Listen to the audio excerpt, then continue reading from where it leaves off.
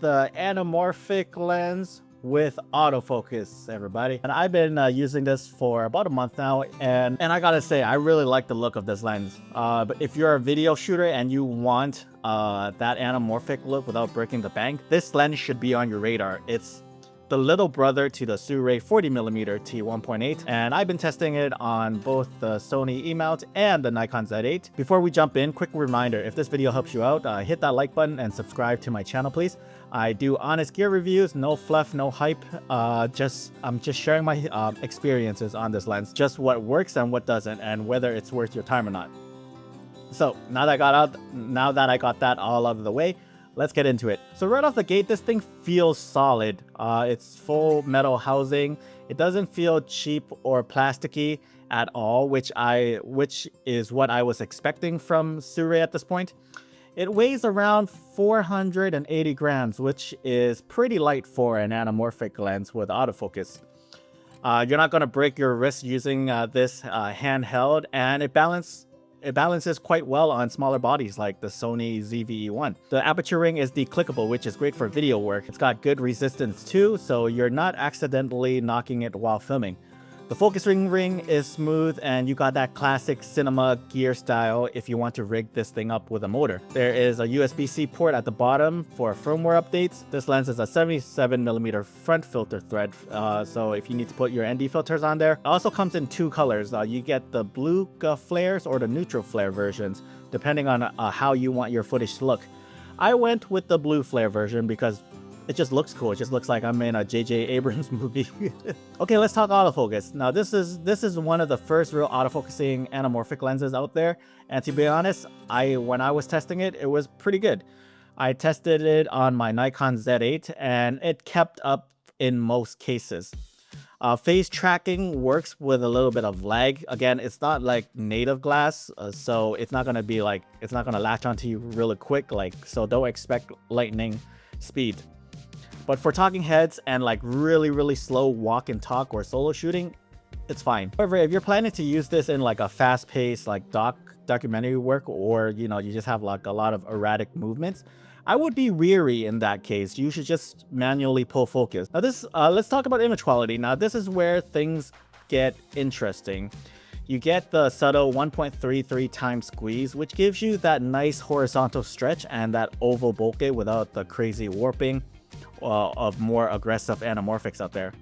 Wide open at f1.8, the center is sharp, but the corners, they are a bit soft. But for video footage, that's not a deal breaker. In fact, it adds a bit of character.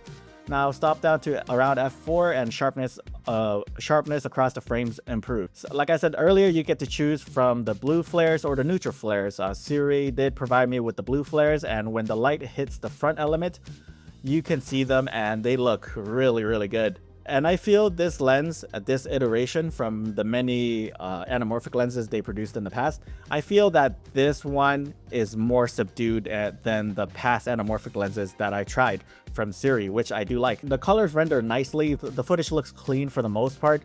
Just know that there is a bit of vignetting with this lens. The anamorphic footage with shallow depth of fields and flare just looks really good in my opinion. Now, while I was reviewing my footage, I honestly thought it looked good. When I de-squeezed the footage in post, it looked like I was in a freaking movie, which was freaking great. It gave me that cinematic look with the flares, and I honestly thought, again, I was watching a J.J. Abrams flick. It has a clean look. The out of focus area looks good from the footage that I got. The bokeh is nice and smooth. Surprisingly, for such like a wide aperture, for such a wide angle lens. There is slightly a little bit of purple and green fringing in high contrast areas, especially wide open. It's not terrible, but it's there. And again, edge softness. Like I said earlier, don't expect tack sharp corners at t1.8.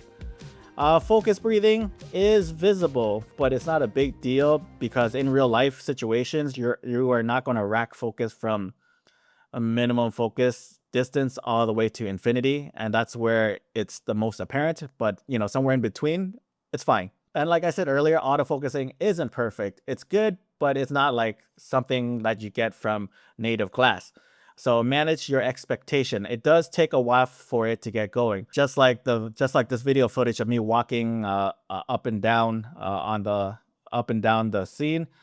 As you can see here, it takes a while for it to catch up, and it seems to not catch me when I'm further away. It kept focusing on the background. But as soon as I get closer into the frame, you can see how long it takes for it to catch up, for it to focus on my face. I can see this being a problem for solo shooters, solo creators who doesn't have any help. So if that's the case, you're gonna have to do some sort of monitoring on your like smartphone app, or you're gonna need to seek out a second person to help you with the focusing. So in conclusion, is this lens worth picking up? Now, if you want to add that anamorphic look to your toolkit and you don't want to go full manual or drop thousands of dollars on high-end glass, the Sirui 20mm T1.8 is a solid option. It's got the build, it's got the flares, it's got decent autofocus, and it's sharp enough where it counts. And no, it's not perfect, but it is $679. For that price, it's a steal, and this lens comes in the Z mount, the E mount, the Fujifilm mount, the L mount, and as well the Micro Four Thirds mount. It's lightweight, it's rig friendly, and it's actually fun to shoot with. I have a lot of fun shooting with this lens. If you found this video helpful, hit that like button, drop your thoughts in the comments. Are you guys going to be picking this lens up? Let me know. And I want to give a special thanks to Sirui for providing me with a copy so I can make this video possible for you guys. And thanks so much for watching.